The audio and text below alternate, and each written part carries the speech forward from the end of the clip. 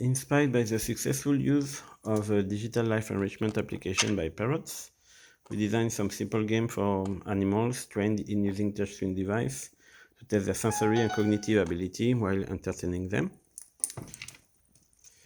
This work is in particular is about a game, a simple game, where subjects choose the largest value in a set of 2 or 3 or 4 values showed on the screen. We tested it with one monk-kid parrot and use it to gather the data with subjects of this species.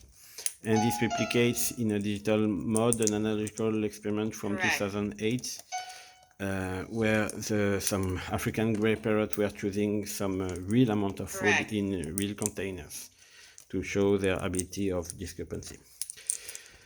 At the end of the game, which by default is of 5 questions, the application show some feedback about the quality of the game, and the subjects can by himself reinitiate a game with the same display mode, which he often does. Correct. Very good. At any time, you can exit the game, and here are the 4 mode of display. Correct. This one is called disk, and it's showing like some seeds of different size, and the subject is supposed to choose the largest one. Another one is dice, where the subject is supposed to choose the dice face with a maximum amount of dots. Here, 6. Very good.